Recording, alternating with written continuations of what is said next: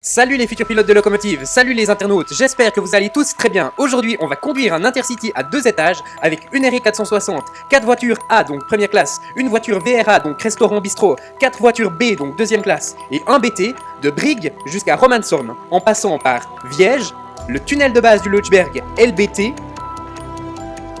la gare de Berne, le tronçon à grande vitesse suisse NBS entre Mestreten et Rottrist NBS, la gare de Zurich,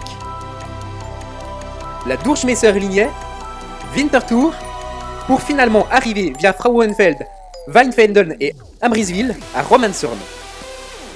Ok, c'est super tout ça, mais il nous manque des connaissances théoriques, beaucoup de connaissances théoriques, mais il nous manque en particulier un élément important pour pouvoir mener notre convoi à bon port et en toute sécurité, et donc aujourd'hui on va voir l'exploitation à voie unique, Einspurbetrieb. On a vu lors des cours précédents sur les tableaux de parcours RADN qu'il pouvait y avoir un symbole bizarre situé à gauche dans la colonne des gares dans les tableaux de parcours RADN sur certains rares tronçons de Suisse. C'est le cas de notre tronçon du jour. En effet, entre Oberwinterthur et Mülheim-Wigoltingen, anciennement même Mestreten, on a un tronçon équipé pour l'exploitation à voie unique. Tout le reste du tronçon est soit du tronçon ETCS Level 2, c'est dans le LBT, sur la NBS, soit des tronçons qu'on appelle banalisés, des tronçons qui sont équipés pour la banalisation. Et dans la vidéo précédente, sur les tableaux de parcours RADN, j'avais dit qu'on en parlerait dans un prochain cours, car c'est une notion un peu plus avancée. Alors si tu n'as pas vu la vidéo sur les tableaux de parcours RADN, inutile de regarder celle-ci plus longtemps, tu risques de ne rien comprendre du tout. Je t'invite à mettre cette vidéo en pause, à regarder d'abord en entier la vidéo sur les tableaux de parcours RADN, qui s'affiche maintenant à l'écran. Puis ensuite, tu pourras revenir dans cette vidéo-ci. Ces vidéos sont des extraits gratuits de notre formation complète pour la théorie du permis B illimité pour la conduite des trains et des locomotives en Suisse. Ce qui signifie que les vidéos ont un ordre précis. Les regarder dans le désordre, c'est comme construire une maison en commençant par le toit ou les fenêtres avant de faire les fondations, la mise à terre et la dalle de base. Ça n'a absolument aucun sens. C'est même pire, regarder les vidéos dans le désordre risque de t'embrouiller ou de t'ennuyer.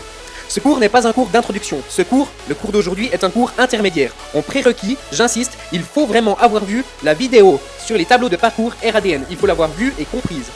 Donc je t'invite vraiment à aller la voir si ce n'est pas encore fait.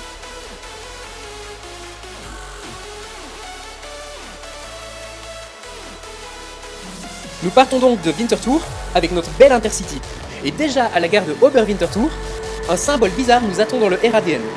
Un espèce de double trait avec des zones noires hachurées discontinues. Qu'est-ce que c'est que ce symbole? Qu'est-ce qui signifie pour nous, mécaniciens de locomotive? On va regarder plus attentivement 2 extraits de Cap View, 2 extraits de ligne, et je vous invite à observer les différences. Est-ce que vous constatez une différence entre l'extrait 1, que voici maintenant à l'écran? Donc ici j'affiche le Cap View d'une voie banalisée. Regardez attentivement la voie, les appareils de voie, les équipements de contrôle de la marche des trains dans la voie, les signaux. Regardez attentivement ceci dans cet extrait.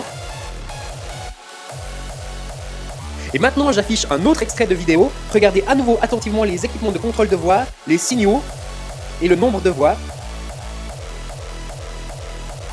Et faites le constat de la différence entre les 2 extraits que je vous ai montrés. À part bien sûr le fait que les vidéos n'ont pas été prises au même endroit, mais elles ont été prises sur la même ligne, mais pas sur le même tronçon. Regardez bien les différences entre les 2 vidéos, et normalement ça devrait sauter à la figure. En fait, c'est évident. Sur une des 2 vidéos, on voit qu'il y a toujours 2 équipements de contrôle de la marche des trains pour 2 voies, et 2 signaux pour 2 voies, ou 4 équipements de contrôle de la marche des trains pour 2 voies, et 4 équipements de signaux pour les 4 voies. Alors que sur l'autre vidéo, on a le même nombre d'équipements de contrôle de la marche des trains que ce qu'il y a de voies, en l'occurrence 2 équipements de contrôle de la marche des trains pour 2 voies, mais on a un seul signal pour les 2 voies, et ceci dans les 2 sens. Vous voyez bien, le signal dans le sens de marche, il y a un seul signal, et dans le sens opposé du sens de marche, on voit bien le dos des signaux opposés, mais on voit bien à chaque fois qu'il y a un seul signal pour les 2 voies. Donc le tronçon où il y a 2 signaux pour les 2 voies, plus 2 équipements de contrôle de la marche des trains pour les 2 voies dans chaque sens, on appelle ça, selon les prescriptions suisses de circulation des trains, un tronçon équipé pour la banalisation. Une voie banalisée, un tronçon banalisé, alors que l'autre système, avec un seul signal pour les 2 voies et 2 équipements de contrôle de la marche des trains pour les 2 voies, on appelle ça un tronçon équipé pour l'exploitation à voie unique, Einspurbetrieb. C'est ce qu'on va étudier aujourd'hui, très attentivement, parce que ça implique des prescriptions et des restrictions importantes pour notamment éviter que les trains entrent en collision s'ils doivent circuler sur la voie de droite. On va voir tout ça dans le détail.